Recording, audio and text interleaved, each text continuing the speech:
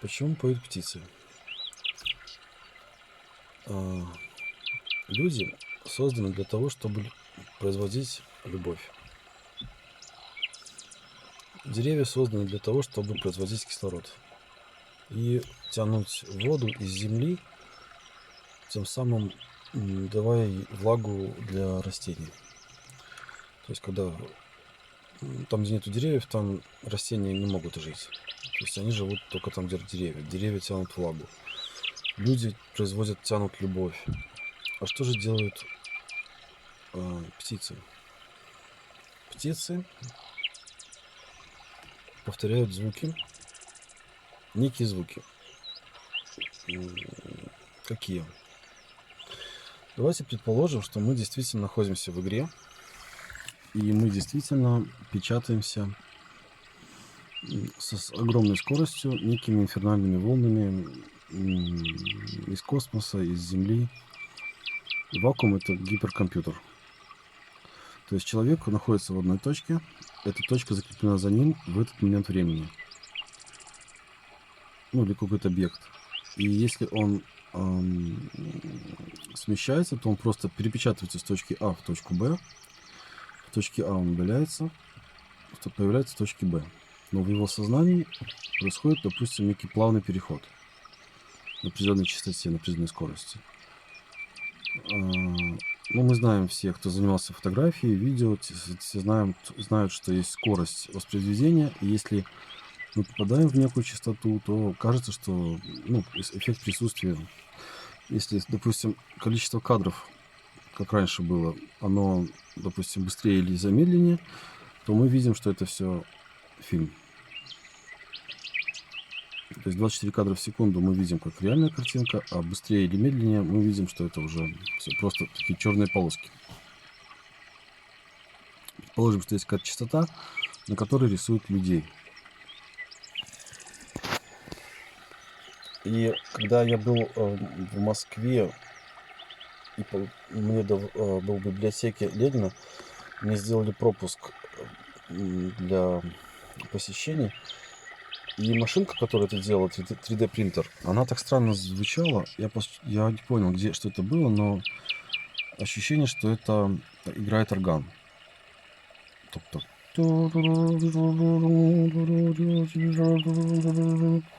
И такой факс, какой-то принтер. И вот когда я слушаю птиц, я слышу тоже.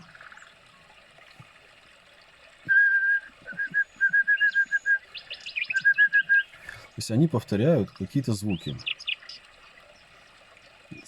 Если мы берем,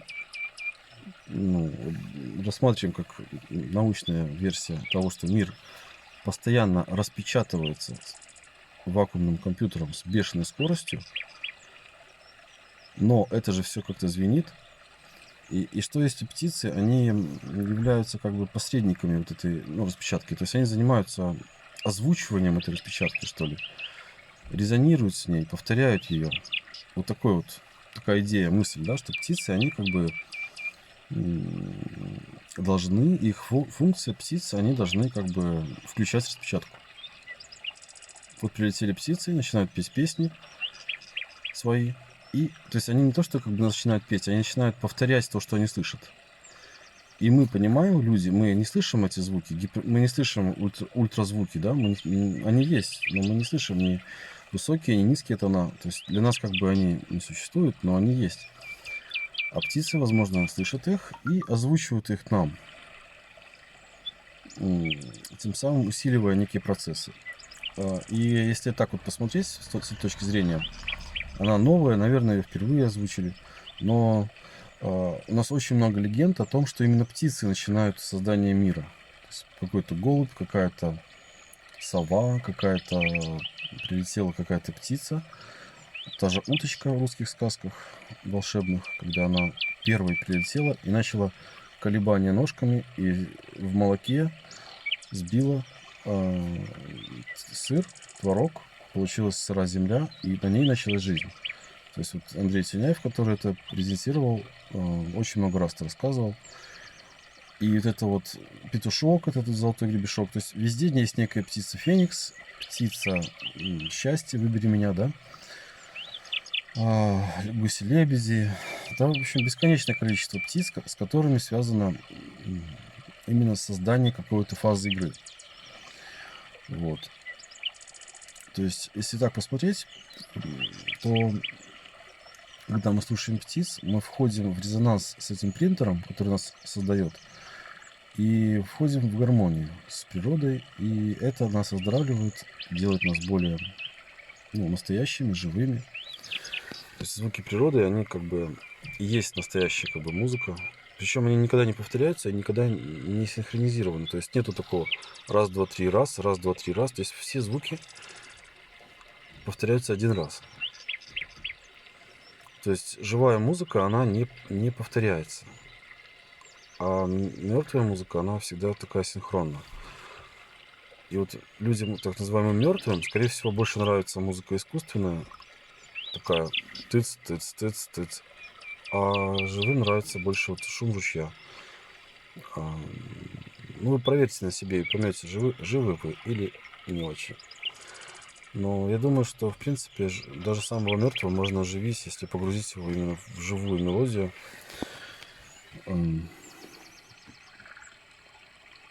Когда в нем оживут именно вот эти потоки его внутренние. То есть так внешний человек ходит, говорит, такой живой, и все, но он ничего не живой. Даже инфекции, которые запускают по планете, они именно идут по тем, кто уже не живой, как бы. Он уже слишком далек от... Мне не хватает ресурсов вот на чувства. На хорошие чувства. То есть на злость, грусть, печаль, там, обиду, на этого не хватает. Но это мертвые чувства. Даже религия говорит, что это именно вас убьет. Это смертные грехи. Гордыня, вожделение, там, похоть, злость, зависть, гнев, печаль, сребролюбие. Вот эти все состояния, они вас просто убьют. Это как бы даже не обсуждается. А вот если у людей нету способности прощать, любить, понимать, жалеть, сочувствовать к себе, к другим. То есть они уже не производят, значит, они уже, наверное, не очень живы. И тогда им поможет только, не знаю, какие-то, может быть, химические вещества. Но настоящей энергии они уже не могут воспринимать. Хоть ты их в нее окуни, они ее не чувствуют. Они говорят, я ни во что не верю, ничего нету. Но вот птицы, они учат нас. И даже вот эта вот курочка ряба, да, которая снесла золотое яичко, даже, то есть они везде начинают некий процесс, и мы, если вписываемся, мы слышим, мы идем за ними, мы поймем, что язык природы как таковой. Вот. В принципе, мы сможем жить счастливо, гармонично, как один целый организм. Да? То есть организмика говорит о том, что все является одним организмом. Нету противодействия. Нету тут ничего не отсюда. Вернее, может быть что-то, что не относится к организму, тогда это как болезнь организма, и его не должно быть здесь. То есть вот эти события, вот эти вот энергии, и люди, и мысли, и идеи должны быть, допустим, вон там, а не вот здесь. Ну, как вот в организме человека, допустим, там кокешки должны быть там. Они не должны быть намазаны на лице или где-то там. Ну, то есть это не их место.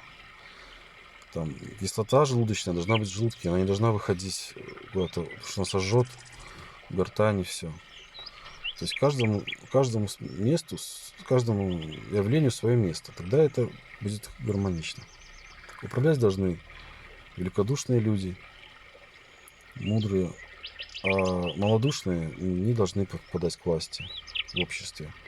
Лечить должны здоровые, учить должны тоже мудрые как бы люди. То есть, ну и жить с теми, кого любишь, а не с теми, кто там с кем попало, да. Если любви нет, тогда... То есть все должно быть честно, открыто. Как вот организм не может обмануть сам себя, он просто погибнет. То есть слюна во рту, там, тут это, тут это, тут это. Кровь течет в своих системах. Она не должна выходить из сосудов. Это считается уже опасно. Изражение, гибель, потеря крови. Лимфатическая система должна быть в определенной температуре, не перемерзать, иначе сразу простуда, ангина, все это. То есть вот если мы печатаемся, то тут и принтер печатает, да, это примитивное сравнение с принтером, какой-то механизм создает нас, он требует определенных правил. Если мы их не соблюдаем, то он нас как бы считает ошибкой и удаляет. Просто человека вот удалили. Похоронили там в коробке и забыли вообще про него. Потому что он перестал звенеть как положено. А людям положено производить любовь. Спасибо большое за это видео. Я давно не делал видео, уже год, наверное, для канала Организмика. Наверное, пора начинать опять говорить правильные слова. До свидания.